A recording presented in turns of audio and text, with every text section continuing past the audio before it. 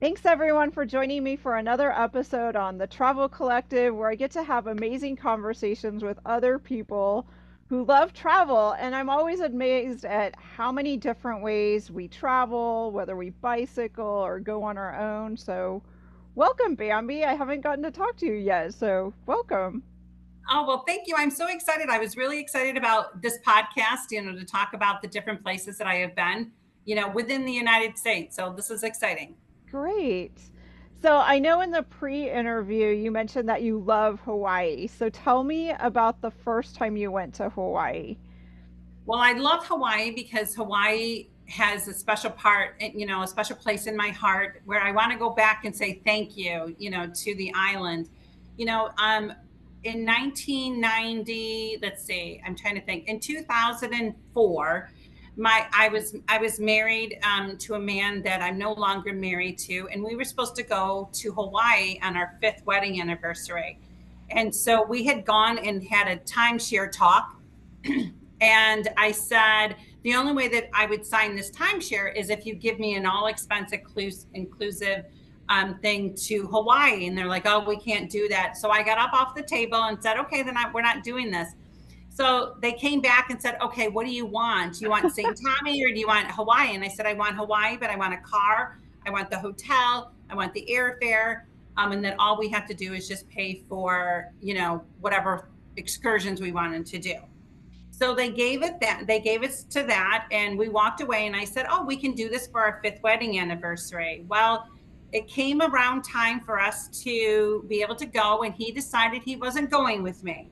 And Oh, I said, "You don't want to go with me?" He said, "No, I don't want to go with you." And we didn't.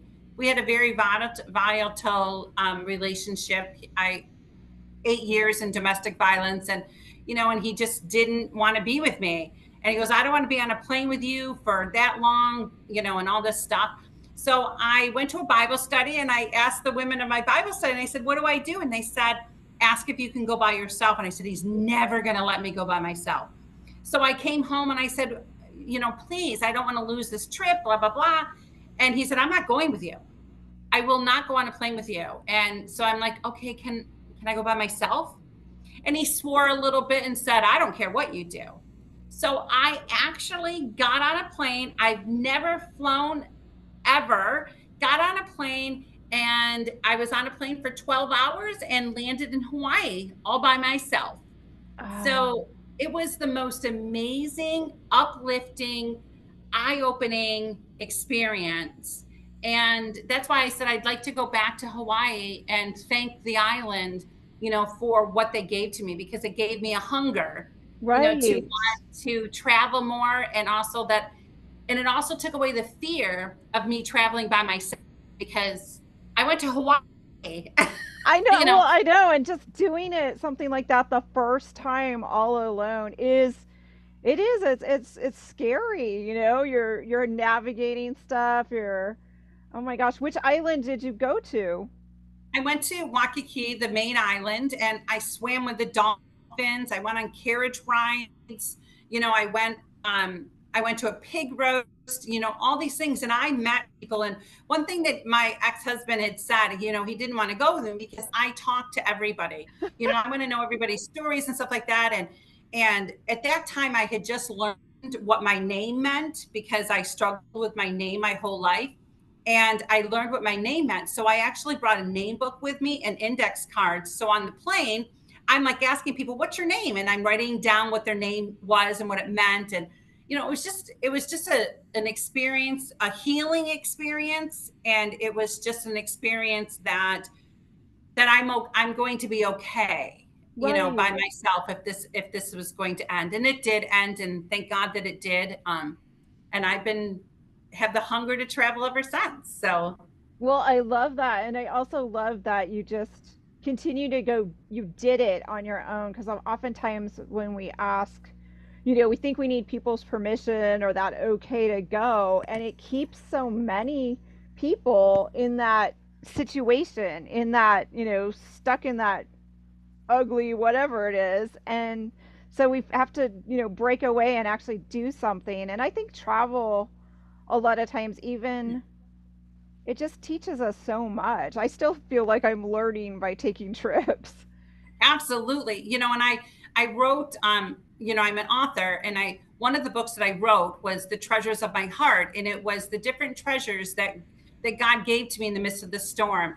And one chapter is, the places that I have gone, the places that I have seen, and the places that I take for granted, thinking that everybody has gone there or everybody has done it. And I realize I really went outside my box to learn to live afraid. Right. I think that you need to learn to live afraid and to go places and to see things that you think everybody's going to see and they don't. So my job gave me the opportunity to travel, and then myself and homeschooling my kids, all gave me that opportunity to be able to travel and to do things outside of the box.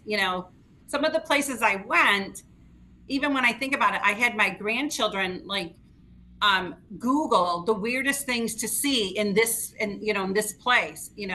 So like when I went to Vermont, one of the weirdest things was a tower of filing cabinets. Yep. And and so I went there and I'm like, this is what it is? Like it was like this huge, tower of Right. filing cabinets. But I just look up things and see, different things. And like in Vermont, I went to a cemetery that it had car soup, like race cars on, as their the gravestones. They had a big soccer ball, so you don't always have to go the places that people tell you need to go. Sometimes go off that beaten path. Oh yeah, exactly. I love that. And there's a lot of things right in the United States for people to see. And I still think a lot of people have this misconception that travel is expensive or you must be rich, and it's like, no, I it's just how I Yeah. choose to spend my money, in other words, you know? Exactly. And I've been to 42 out of the 50 states, Oh, good. throughout the United States, and I've gone, and I don't count, a state unless I've done something in that state, so I can't just drive, I can't just drive through it and say, oh, I've been to that state. I need to stop and to do something, in that state. And it is kind of, one time when my children were young, um, I homeschooled them and we learned about pioneer life and going on the Oregon Trail. So we took a trip, for a 4-day trip on a covered wagon ride. Oh, you did? Oh my So gosh, that's amazing. every night we stopped and we ate on Amish country land. They fed us. We slept in tents, and we experienced the covered wagon of what that was going to be like. So that was a kind of cool thing. Just different things that you forget that we can do. You're right. It doesn't cost a lot of money. Right. Um, eat the bologna sandwiches. Yeah, no, I know, no kidding. Don't go to Starbucks every day, put that money in a jar and, things like that. There's really Exactly. a lot of affordable things, even if it's right in our backyard. I always think too, like, don't think that, I mean, there is so much right here in the United States. We have so many different types of topography. Now you're living in Georgia, which I think, again, not a lot of people think of Georgia maybe as a destination, but Oh, it is. I live in the Golden Isles. So I live where Jekyll Island is in St. Simons. And Jekyll Island has a beautiful beach called Driftwood Beach, which ooh, that's where I went and I wrote both of my books on Driftwood Beach. And that is a place that they did the color purple. They did Walking Dead. They did The In Between. They did Forrest Gump at this place, and it's oh, just beautiful. But yeah, you're right. People don't look even within their own community. And I think when people think of travel, they think plane, boat, and faraway car, staying overnight. When there's so many things you can do on day trips, it's still a travel. yes, But people don't look at it that way. yeah. So where were some of the other interesting places you took your kids? I love that you took your kids traveling because I think it's different about than, if you read about something, but you actually go experience it or see where this happened. Yeah, I remember, when my kids were little, because they're all grown now. I have identical I have 6 adult children and then I have 13 grandchildren. Oh my gosh. So we would, there was one time that my kids and I was going through a divorce. So I decided, to get out of the box and take my kids to Tennessee. We lived in Buffalo at the time. And so we drove to Tennessee, and I never did something like that before. We ended up, my car ended up breaking down, and we're on the side of the road in Tennessee because my engine blew. Oh my gosh. So what an experience though Yeah, that we exactly. had.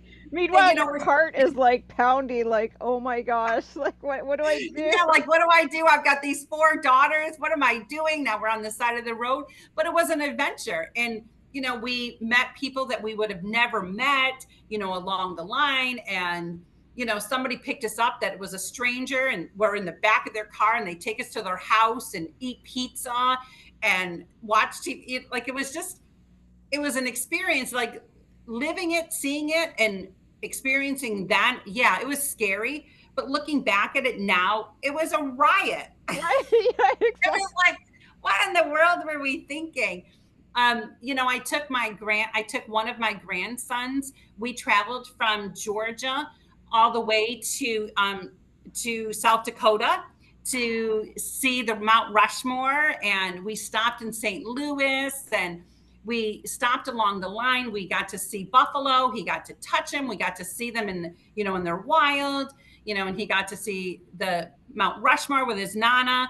It was just, we got to drive 80 miles per hour, in South Dakota.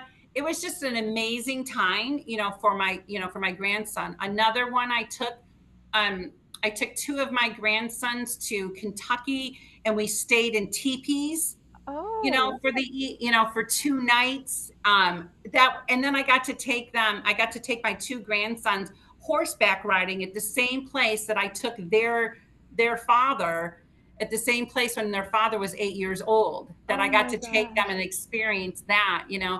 I've taken my twins on a hot air balloon ride, which was amazing. Just outside of the box of, things. We've gone, like, I've gone to, I took another grandson, and I spent 2 years ago, I spent the time going over and visiting all the places, the homesteads of Laura Ingalls Wilder. Oh, uh-huh. So, we're in South Dakota, we're in Wisconsin, we're in Missouri, traveled that. And then we traveled through Kansas to visit all the places of the Yellow Brick Road, Oh, how because there's no place cool. like home. So Right. we traveled there, and then we ended up in Pikes Peak, and spent some time in Pikes Peak. And at that time, my daughter didn't, she wanted one more year with him believing in Santa Claus. So we went to see Santa Claus where he stays in Colorado, for the summer. So my grandson believed in Santa Claus, for one more year. I know So that's great. I just want one more year. So cool. she just wanted one more year, and when we lived in the north, when I homeschooled, I wanted my kids to know what a cotton field looked like. So Yeah. we took a trip, down to Texas and to Alabama, and things like that, so they can walk through so they would be able to walk through, a cotton field and see that for the first time. There are so many things that we can do in our country. So, and pick weird things to do. Yes. They Yeah. don't have to be. I went to Ben and Jerry's in Vermont and saw their cemetery you know, Yeah, where where all the flavors go to where all the die. players die. you know, California, because I worked for Nielsen TV ratings, and for a long time, for 7.5 years, I actually traveled for the company. So we would have to go to a place and work there and things like that. And I was the one person on the team that said, okay, if I'm going to have to be here, I'm going to find the things that I can do here. And since they're paying for my hotel, since they're paying for everything, and all I got to do is pay to do it, it was great. Yeah. Um, so then when I ended the job and they dissolved my position in the December of 2023, I actually went through a depression because Yeah. there was no more dopamine. Right, You know, exactly. It's like, where am I going next? Where are you sending me? Oh, I know. yeah, so that was really, really difficult, for quite a while because of the fact that's what I've been doing for 7.5 years, getting to travel, getting to see things that nobody else would be able to see, and to a point, taking it for granted Right. But it because I still got But it still sounds like you made the most of those business trips, which you're right. A lot of people don't think about that. Like, you have to fly, your company's paying you to go there anyways. And sometimes the flight is cheaper if you say, hey, can you send me a day early? Or I'll leave it a little, I'll leave on the red eye tonight. So you have those out a couple hours maybe to go explore. exactly. And I mean, we just live in this beautiful, beautiful country, because that's what I wrote about everything that I did, that I traveled in my book. Just from the beginning to, I use it as a map, all these different places, that I had gone, that I have gone to, California, Vermont, when I went to Iowa, because Burr Creek is in Iowa, all these different, Oklahoma, New York, spent a lot of time in New York, working and things like that. So it just, I just think that if people just take where we have, what we have, in our own country. This is the first year I'm actually going on a cruise. I've never been on a cruise. It's Oh, my bucket list. Um, so I'm going on a cruise in December with a couple of my girlfriends, and then I found out that my daughter's going on the same cruise with her family and my two grandchildren. So it doesn't always have to cost a lot, no. and things like that. So just, if people would realize, and then the other thing is, you try to take the pictures, of the things that you have seen, then there's nothing that compares to your own eyes, Yes, seeing. exactly. Even the So cell that's, phone pictures often, I mean, you can see a cell phone picture that someone took of the Grand Canyon, but until you're actually standing there, you just don't realize, oh my gosh, how vast it is. A picture can't always capture what it's really like to be there. and we're always trying to take, we're trying to take as many pictures as we can, thinking that we're going to, capture it. Yeah. And there's no capturing it at all of what When we have did you seen. start the writing? Has writing always been kind of part of your, Writing, I started writing, ever since I was a little girl, but I wrote, and I knew that someday that I was going to write. And I would write different blogs on Facebook, and people would say, hey, you really need to write. You need to, really need to tell your story and things like that. And I finally, it's been a year. In June 9th was, a year that I wrote my first book, The Journey of Josephine. And then my second book came out, on St. Patrick's Day of this year, to celebrate the memorial, the death of my grandson that he passed away 5 years ago. So I wanted oh, to do something that said, that he was alive and he lived. And so writing has always been part of my life, but becoming an author, is a new thing. So yeah, and that can be a challenge for people, like when they're traveling, like trying to capture. I think that's a challenge for many of us. We take the trip, and then if you wait until you get home, it's hard to remember, like, how did I feel in that moment when I was standing there? So I try to even now just write a few notes that each night while I'm on my trip to kind of, oh, that's a great idea. The other thing is that I learned, because a lot of, like, I've lost my camera twice. So now wherever I'm at, I always get postcards, so I have a photo album of postcards of where I've been, because I've lost my camera a few times. oh A few no. times.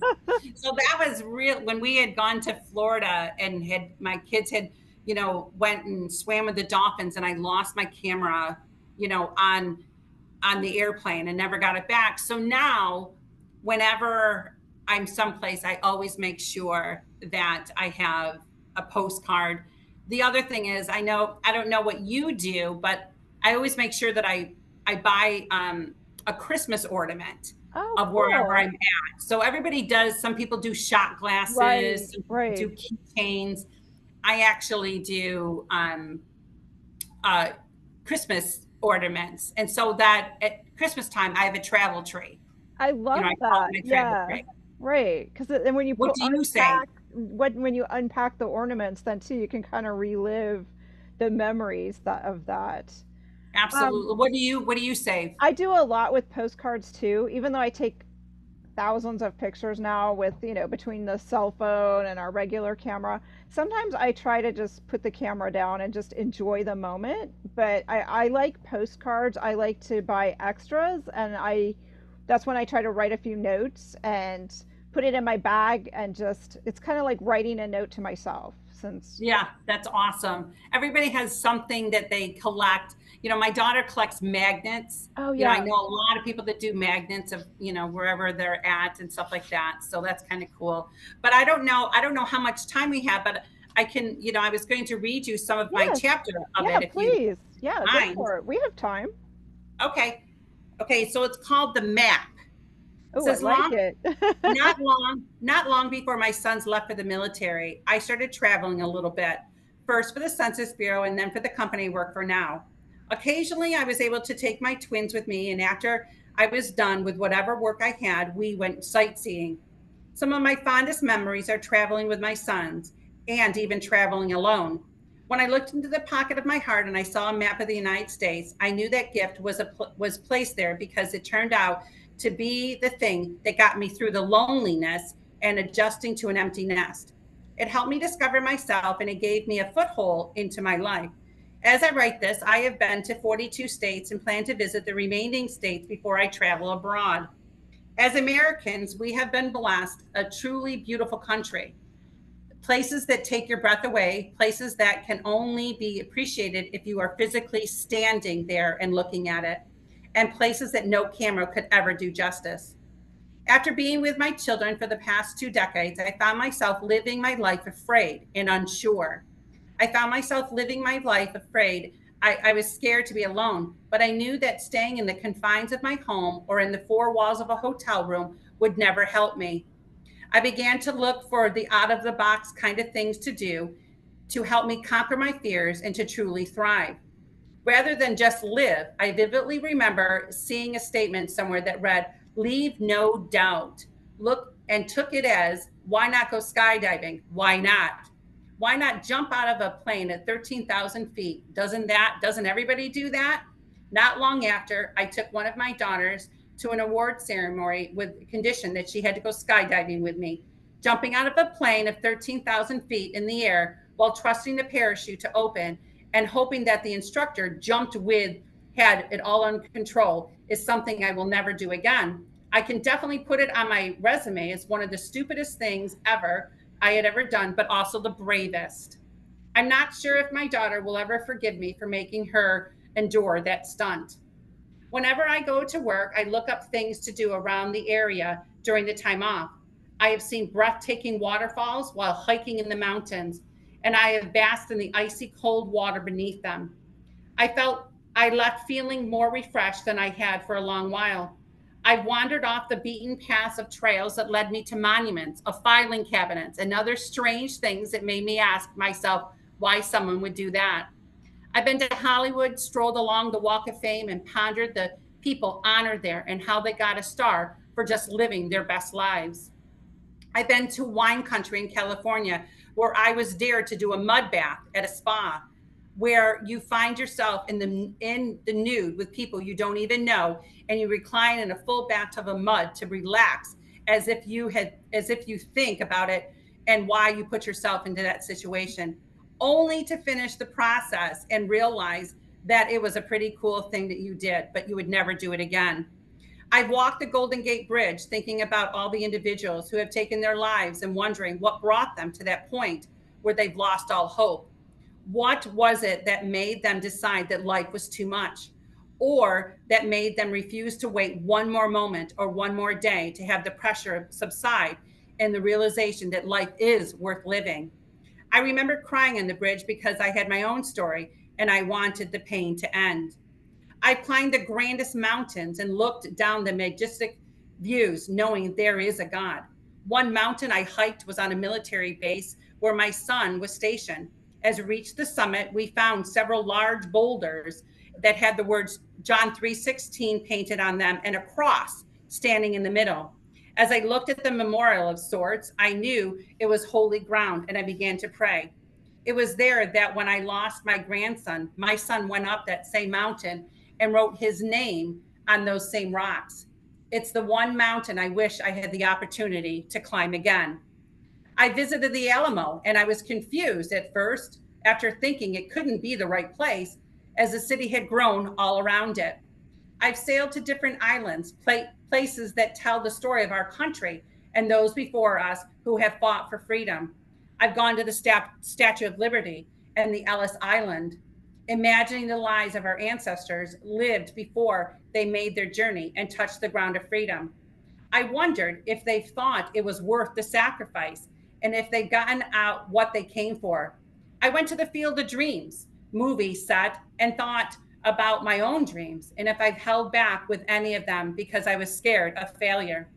I drove to the Sequoia National Forest with my son and his wife at the time and nearly ran out of gas in the process. I had no idea that once you reached the park, you still had 35 miles to where the trees were. On my way back, I was grateful I could coast down the hill to the nearest gas station. I couldn't believe how big those trees were or how protected they were. I wish our natural landmarks had the protection those trees do have.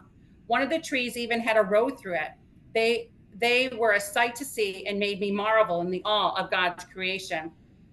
I traveled to Palm Springs, California, and I took the tramway up the mountain.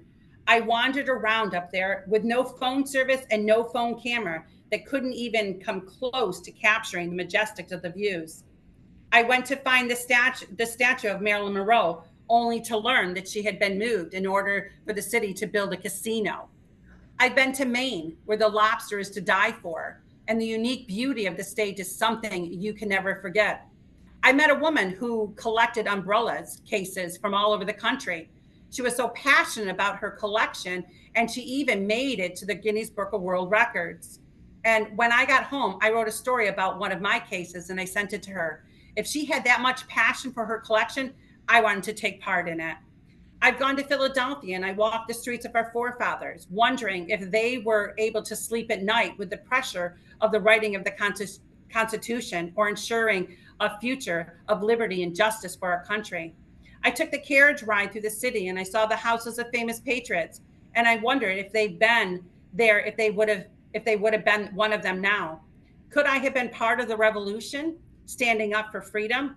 Would I be made a difference and be willing to count the cost of making that difference? I've climbed lighthouses, looked out over the water, and realized just how much the title "the lighthouse keeper" entails. The sacrifice they make for the safety of our lives aboard the ships that pass, and the loneliness they must have endured for the sake of others' well-being. One of the prettiest cities I've ever been to is St. Augustine, the oldest city in the United States. I took a carriage ride and learned the history of it, the wars, the slavery, the suffrage, the tension between the Catholics and the Protestants that resulted in the Protestants being prohibited from burying their dead within the walls of the fort. I walked the streets that haven't changed at all, but since the days of the Revolution when they were owned by Spain. I drank water from the fountain of youth, but didn't feel any younger. Perhaps sulfur had a different effect on me than it did for others. I visited one of the oldest jails and experienced how they had to live in a small quarters with no fresh air to breathe. The city is a beautiful at Christmas. The magic of the season is almost tangible in the air as you travel through the city. I saw the largest thermometer in the world in Baker, California. While on my way to the Grand Canyon, I met someone that was from the same area that I grew up in, and we stayed Facebook friends. I continued onto the canyon with my son and his wife at the time. When we arrived, the view took your breath away. I dressed for pictures and not warmth like I always do, and it was so cold on that day, but I couldn't stop staring at the splendor of the mountains. There were no guardrails on the rocks of the edge of the canyon, and I was shaking and so scared when I climbed onto the rock for a picture.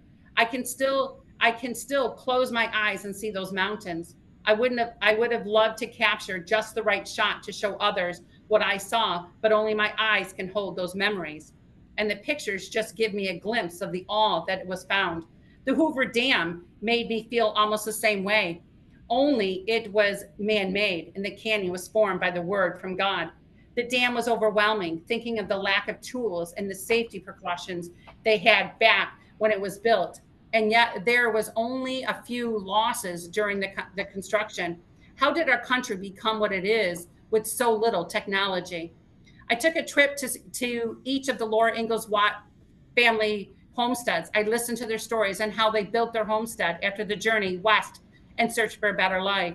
The tragedy and the triumph they experienced along the way, and the joy they found, as well as the heartache. I've seen buffalo in their natural habitat and drove through the middle of a herd and of them in South and North Dakota. I saw Mount Rushmore with my oldest grandson and drove through the mountain that they call the Eye of the Storm, the Eye of the Needle. I visited Devil's Tower in the state of Wyoming, where my grandson and I walked the 2.5 miles around it in sandals and Crocs. We had no idea what we were doing when we started driving that morning. I saw the biggest milking cow and buffalo sculptures in North Dakota, and I drove the enchanted highway where a man had built sculptures along it because they needed something in North Dakota for people to go to. I took one of my grandsons through Kansas, following the Yellow Brick Road to prove there is no place like home. We drove to Colorado Springs and saw Pikes Peak twice together, once by train and another by a Jeep. We had a magical time, and the sights from the very top of the mountain were something to behold if you could handle the low oxygen levels. I took my grandson to the Garden of Gods, where we played among the beauty of the rocks. I've said many times how the beauty of our country has taken my breath away, and this place has no different. My grandson wasn't scared at all to climb the rocks and explore. It was a once in a lifetime chance after all. We drank water from the springs and felt refreshed by the stunning landscape and the fresh mountain air. My grandson drove, and I drove to Tupelo, Mississippi, the birthplace of Elvis Presley. We hadn't showered in 36 hours, but I knew we had to turn around and go visit Elvis's home. I've always had an enduring love for Elvis because he and I shared the same birthday. I spent time in Wisconsin, where I went to the Cheese Castle, where the most incredible cheese curds were made. I drove through Iowa, stopped at the world's largest truck stop. I walked the streets of Washington, D.C., and marveled at the awe inspiring architect. I visited all three space centers, but the one in Huntsville, Alabama, is the one I enjoyed the most. I was able to take boat rides on both the Mississippi and the Missouri River and gone boating through the swamps. My daughter and I took a trip to Casey, Illinois, where the world's largest mailbox has earned its place in the Guinness Book of World Records. Every year, they add one more large item to draw the tourists. I visit man-made cities and attractions such as Disney World and Disneyland, SeaWorld, Vegas Strip, downtown Chicago, New York City, Los Angeles, and many more. But nothing compares to the beauty and the creation that I hold in my heart. I've taken helicopter rides, boat rides, train rides, hot air balloon rides across our beautiful country. I began taking horse drawn carriage rides into every city that I could. Creation speaks to us in a way that man made things cannot. Taking in the moment as you stand on the mountain, the peace the floods over you as you stand at the edge of an ocean where there is just one and that great expanse of water, majestic mountains with the sun setting. My journey has redefined me. They've molded me and they have fashioned me into the part of me that was missing. They left me feeling complete in a way I like. I've shown up for me. I learned lessons along the way. I've learned that I was courageous, that I held the courage to let go of my beliefs I had because it was common, and to ask the questions and search. I have learned like live life with bravery. I got into a car with my GPS and I just drove. I slept at rest stops with no fear of something happening to me. I met people along the way that have changed me, and I hope that I have changed them. I had to start living outside my box and train myself to get up and go out. I had to change my thought process and believe there was something out there for me. I had to go out and not feel sorry for myself and learn to accept my identity, where my purpose was no longer a mom, a teacher, a friend, or any of those other labels. I had to embrace Bambi. Oh, I love that. Oh, that's wonderful. And what's the name of the book so that people The, can the Treasures of My Heart by Bambi Lynn. love that? And that's available on your website, Bambi? It's available on my website, and it's also available on Amazon. And I also wrote The Journey of Josephine. This was my very first book that I ever wrote. And this is my life story of tragedy to, to triumph, to brokenness, to wholeness. This is my life story. And can I ask a little bit about the title, where the title comes from?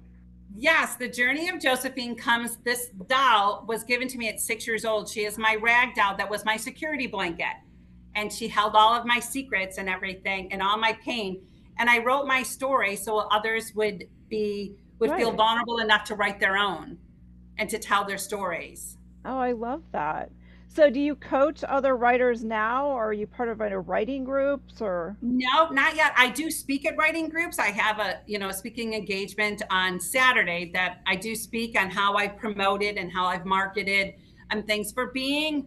Um, I am self-published, and I've had my book for a year, The Journey of Josephine. And for doing that, I have sold about 600 copies, which is Wow. pretty good for a self-publisher. Oh, And yeah. the Treasures of My Heart has been out since March, and I've sold 100 copies so far. So that's kind of cool that I see Yeah, it is cool when it you in see the hands. someone Yeah, buy it. And that is the trick is there's so many books out there now. It's become much easier to self-publish, which is great because I always believe a lot of people have stories and sometimes that act of getting it on paper, it allows people to see how far they've come, see that absolutely.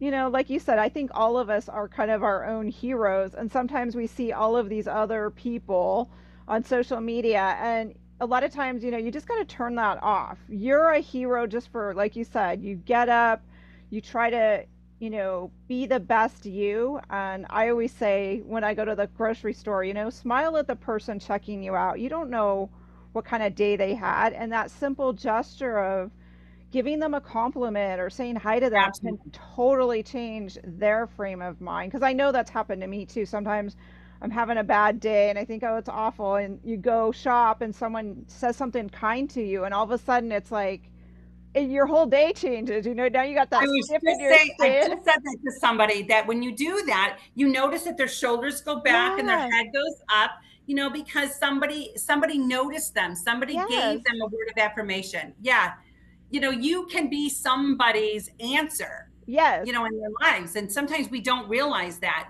that cup of coffee that we pay for to pay it forward.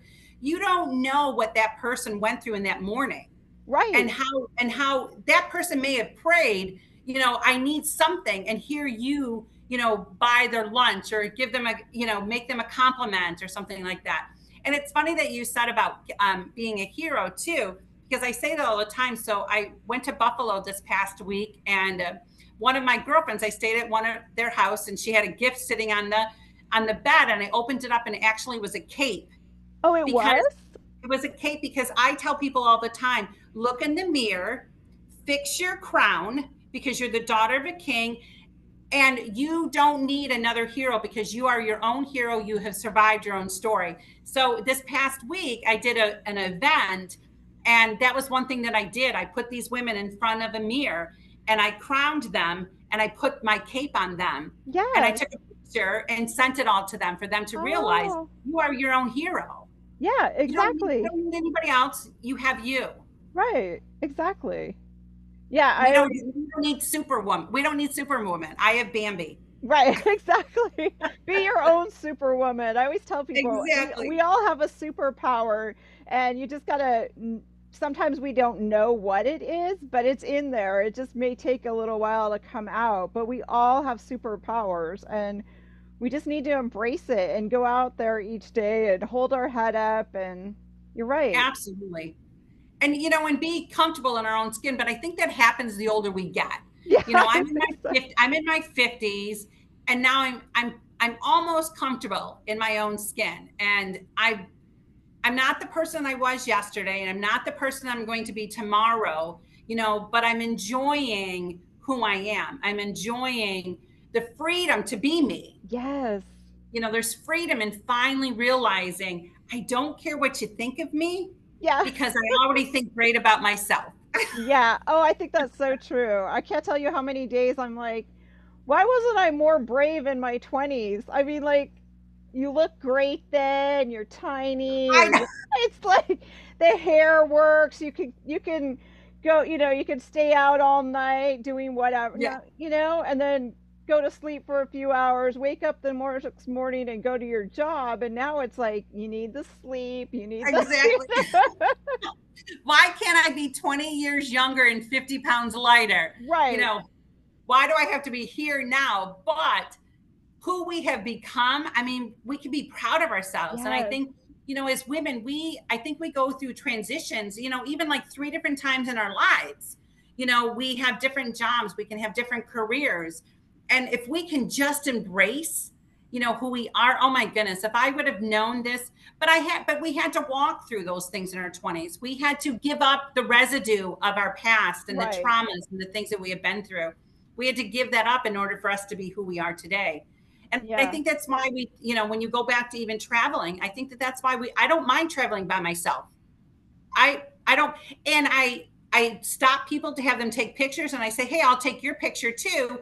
I stop people along the path, so I make sure that I get pictures of the moments Right. that you don't always need something. And then I learned how to take my own picture. I bring a cup with me, turn it around and turn it around and push the button that says give me 10 seconds. Like sometimes you don't even need someone to take your picture for you. Now you learn Right. to do it yourself.